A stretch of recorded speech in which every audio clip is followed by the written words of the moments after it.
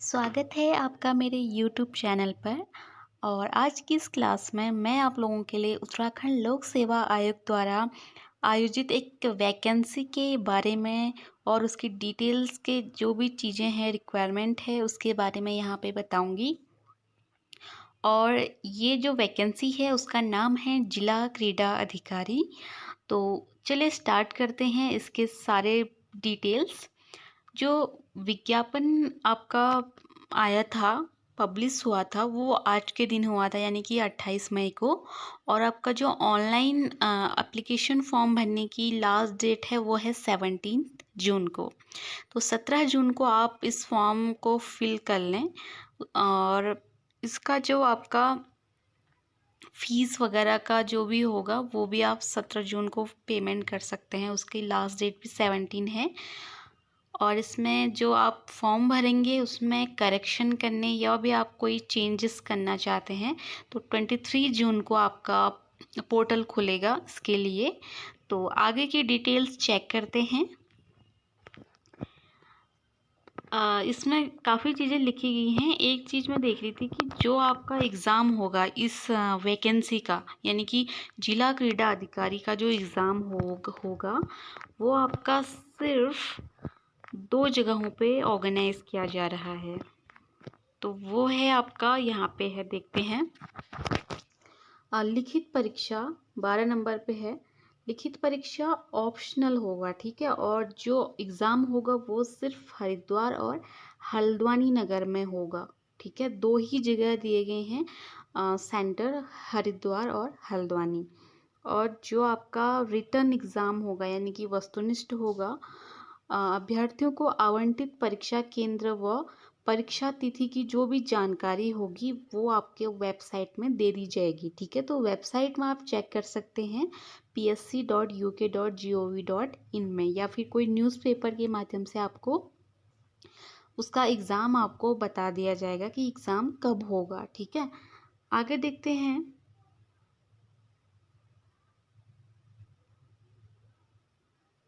अब बात करते हैं इसकी वैकेंसी कितनी है। तो जिला क्रीड़ा अधिकारी पद हेतु रिक्तियों की कुल संख्या टोटल है 6, यानी कि आपकी कुल जो सीट हैं वो 6 हैं। इसमें देखते हैं अनारक्षित के लिए 4 पद हैं और उसमें से एक वुमेन्स के लिए रहेगा आपका रिजर्व। एससी के लिए 1 है। एसटी के लिए कोई पोस्ट नहीं है। अन्य पिछड़ा वर्ग ओबीसी के लिए आपका 1 पोस्ट है। ईडब्ल्यूएस के लिए कोई पोस्ट नहीं है। तो टोटल आपका जो वैकेंसी रहेगी यानी कि टोटल पोस्ट वो 6 रहेंगे। और जो इसकी सैलरी रहेगी, इसका वेतन लेवल देखते हैं, वो रहेगा आपका 44,900 से 1,42,400 के बीच में रहेगा, ठीक है। और आपका पद का स्वरूप आपका स्थायी है, यानी कि परमानेंट आपकी जॉब है, पेंशन युक्त है। और अब इसकी बात करते हैं कि इसमें क्या क्या एजुकेशन क्वालिफिकेशन मांगी गई है। तो फर्स्ट है आपका किसी मान्यता प्राप्त विश्वविद्यालय से स्नातक की उपाधि होनी चाहिए, यानी कि आपका ग्रेजुएशन होना चाहिए। सेकंड है एक प्लेयर के रूप में, एक खिलाड़ी के रूप में आपको किसी भी नेशनल गेम्स में आपने पार्टिसिपेट किया होना चाहिए, ठीक है। राष्ट्रीय खेलों में होना चाहिए पार्टिसिपेट आपने, ठीक है। और थर्ड है NIS, जो संस्थान है आपका क्या कहते हैं, बेंगलोर में, डिप्लोमा इन स्पोर्ट्स कोचिंग। आपका जो NIS आपका बेंगलोर में है, वहाँ से आपका क्या होना चाहिए, डिप्लोमा होना चाहिए, ठीक है।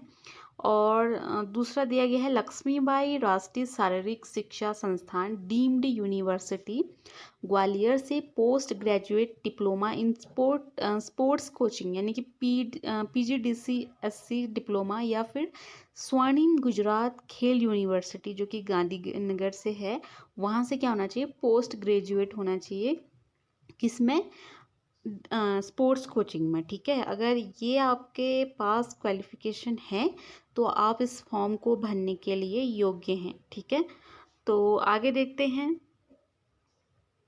अगर अन्य बातों के समान होने पर सीधी भर्ती के मामले में ऐसे अभ्यर्थी को अधिमान दिया जाएगा जिसने टेरिटरी आर्मी में क्या किया हो, 2 ईयर का जिसको सर्विस किया हो, और NCC का B या C सर्टिफिकेट हो, उसको क्या दिया जाएगा, पहले वरीयता दी जाएगी।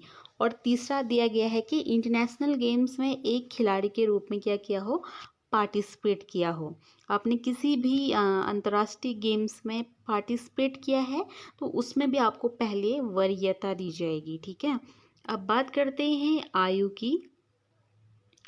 आयु सीमा न्यूनतम 21 वर्ष और अधिकतम है 42 वर्ष, यानी कि जिसकी एज 21 हो गई है और 42 से कम है वो इस फॉर्म को फिल कर सकते हैं।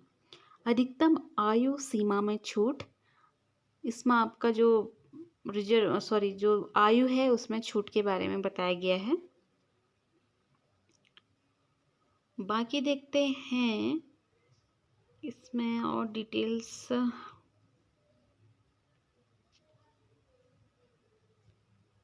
बाकी भारत का नागरिक हो, ठीक है,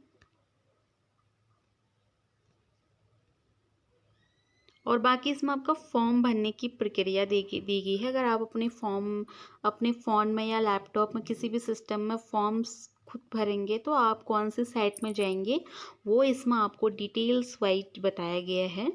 ठीक है, बाकी आप बात करते हैं कि जो ये फीस रहेगा कि फॉर्म भरने का टोटल फीस आपका देखते हैं।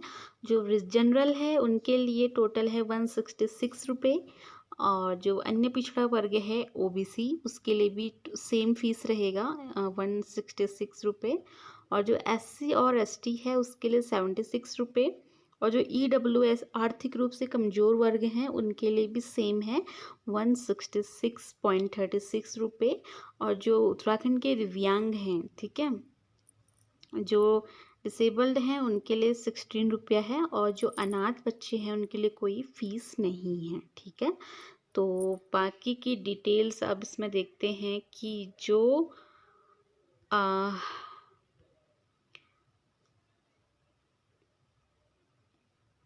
बाकी अभी एग्ज़ाम की कोई तिथि नहीं दे रखी है इसमें। अब बात करते हैं इसमें जो सिलेबस रहेगा इस पोस्ट के लिए, जिला क्रीड़ा अधिकारी की पोस्ट के लिए सिलेबस क्या रहेगा वो देखते हैं।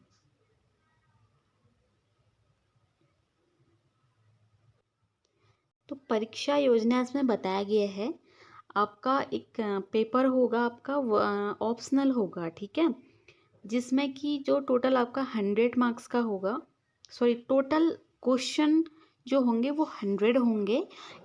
प्रत्येक प्रश्न हेतु 2 अंक दिए जाएंगे, यानी कि आपका टोटल नंबर ऑफ यानी कि टोटल 200 नंबर का है। प्रश्न रहेंगे 100 और एक प्रश्न के लिए 2 नंबर दिए जाएंगे, और टोटल जो टाइम दिया है 2 घंटे का है। ठीक है, और उक्त प्रश्न पत्र में 30% सामान्य अध्ययन रहेगा, जीएस रहेगा, 10% आपका रीजनिंग रहेगी, 40 आपका क्या रहेगा उत्तराखंड संबंधी नॉलेज रहेगा, और 20% आपका इसमें हिंदी के क्वेश्चन रहेंगे। ठीक है, टोटल आपके 100 क्वेश्चन आएंगे। और दूसरा जो प्रश्न रहेगा वो वस्तुनिष्ठ रहेगा, जिसमें आपके स्पोर्ट्स से रिलेटेड जो क्वेश्चन बनेंगे वो आएंगे। ठीक है, इसमें भी 100 नंबर का 100 प्रश्न रहेंगे, और टोटल नंबर का है 200 का। इसमें भी प्रत्येक क्वेश्चन के लिए 2 नंबर आपको मिलेंगे। ये भी आपका 2 घंटे का है। ठीक है, तो 2 पेपर होने हैं। एक आपका सामान्य रहेगा, जीएस वगैरह सब आएंगे उसमें। दूसरा आपका जो स्पोर्ट्स है उससे संबंधित क्वेश्चन बनेंगे। थर्ड आपका है साक्षरता परीक्षा, इंटरव्यू होगा आपका 50 नंबर का।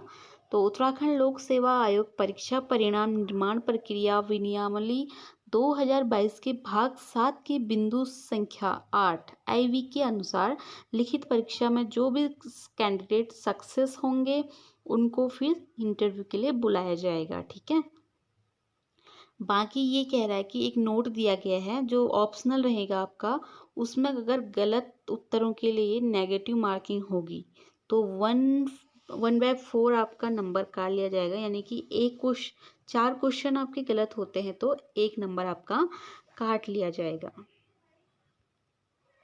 बाकी इसमें देखते हैं अब सिलेबस देखते हैं रिटर्न में क्या आएगा आपका।